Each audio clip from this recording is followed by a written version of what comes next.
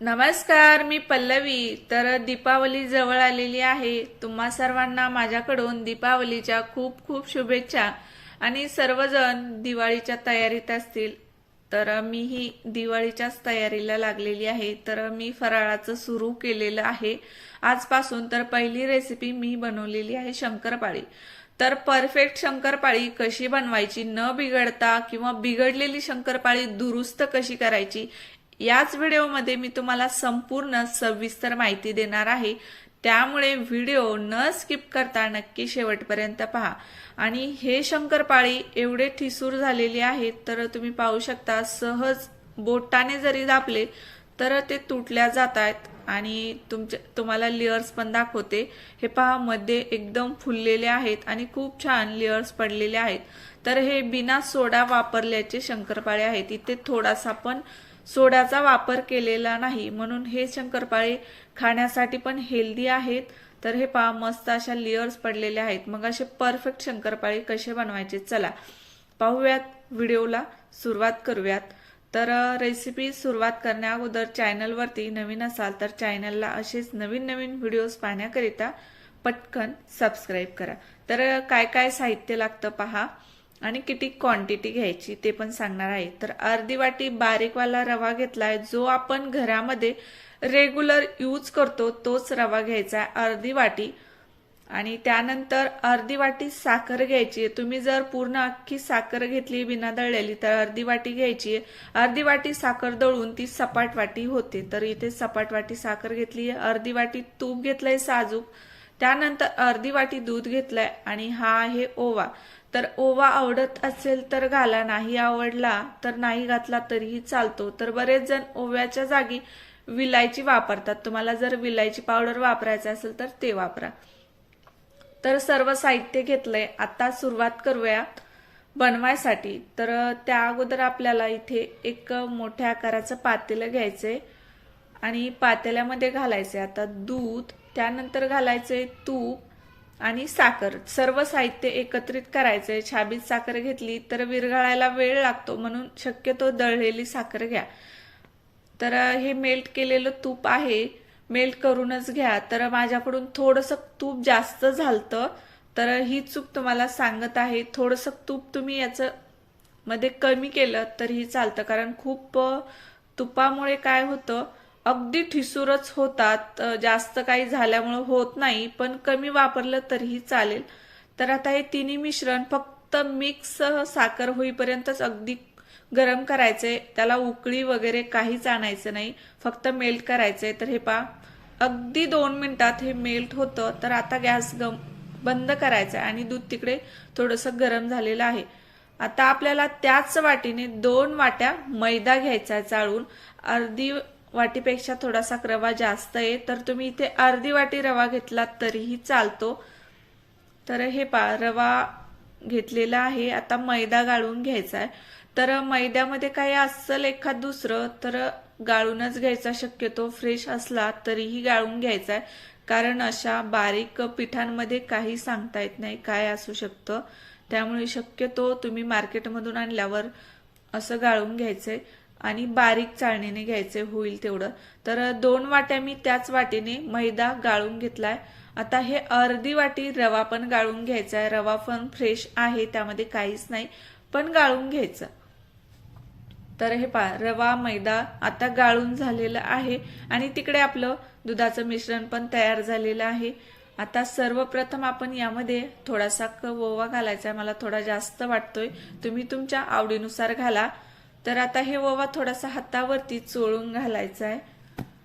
याने काय होतं, शंकरपाळ्याला खूप छान असा फ्लेवर येतो आणि जेव्हा ते शंकरपाळी खायला गेलो तेव्हा खूप छान चवदार लागतात. अगदी 2 बोटाच्या चिमटीत बसल इतपत 2 चिमटी मीठ घाला. यानं काय होतं, खूप छान चव येते शंकरपाळीला. आणि आता जे मिश्रण आहे ते आपण जेवढं गरम केलंय तेवढंच गरम गरम मिश्रण घालायचं यामध्ये. आणि चमच्यानं, हाताला सहन होत नसेल तर तुम्ही चमच्याने मिक्स करा, नाहीतर हाताला जर जमत असेल तर हाताने असं मिक्स करा. तर हे थोडंसं पातळ वाटतंय, कारण मी पूर्ण मिश्रण तेवढं घातलेलं आहे एवढ्या पिठामध्ये.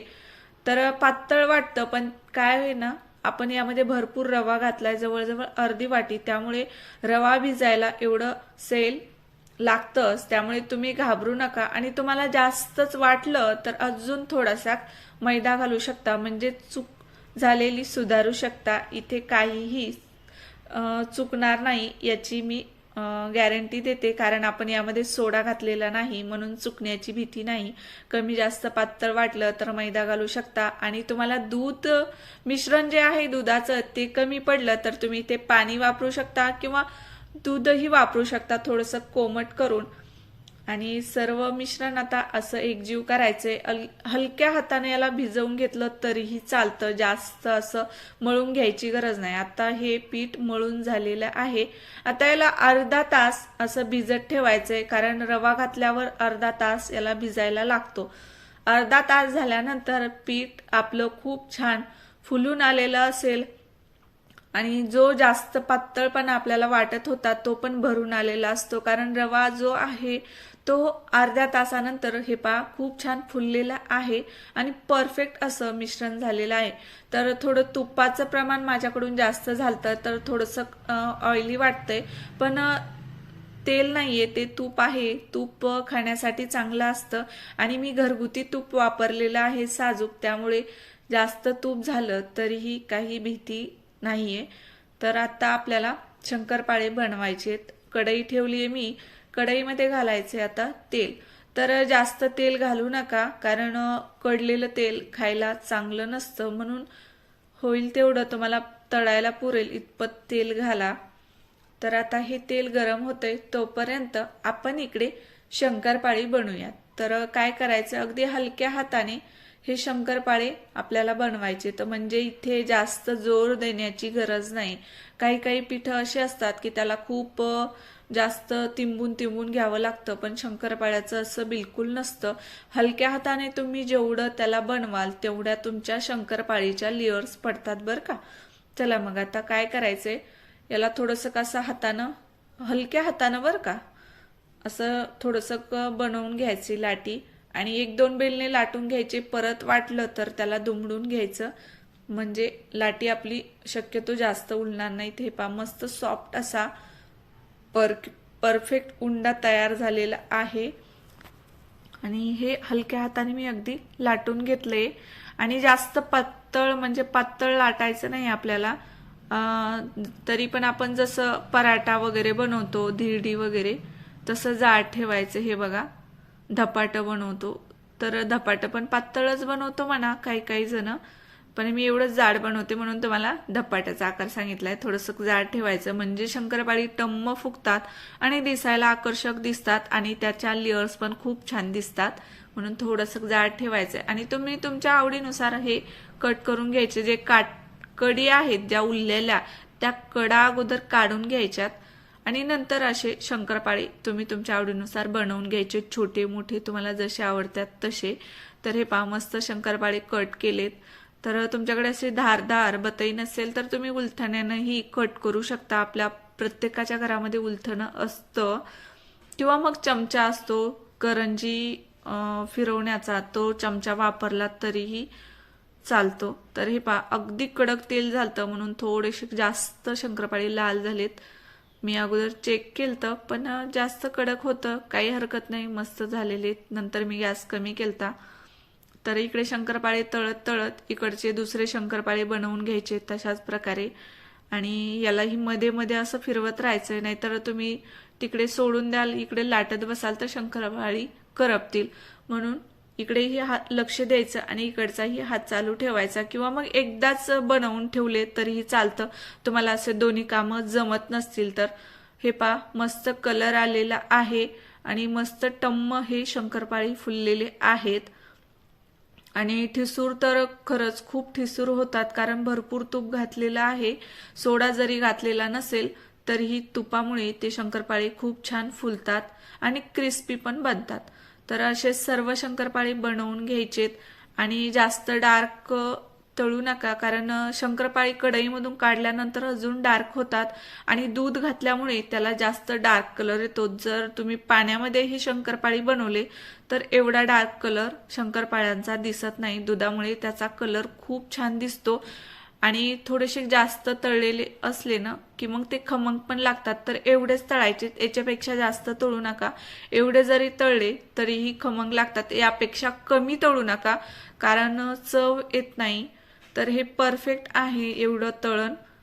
तर हे पहा मस्त असे फुलून आलेले आहेत. तुम्हाला दाखवलेच मी स्टार्टिंगला कसे फुलतात आणि कसे क्रिस्पी पण बनतात, आणि अजूनही दाखवणार आहे. तर व्हिडिओ अजून राहिलेला आहे, स्किप करू नका.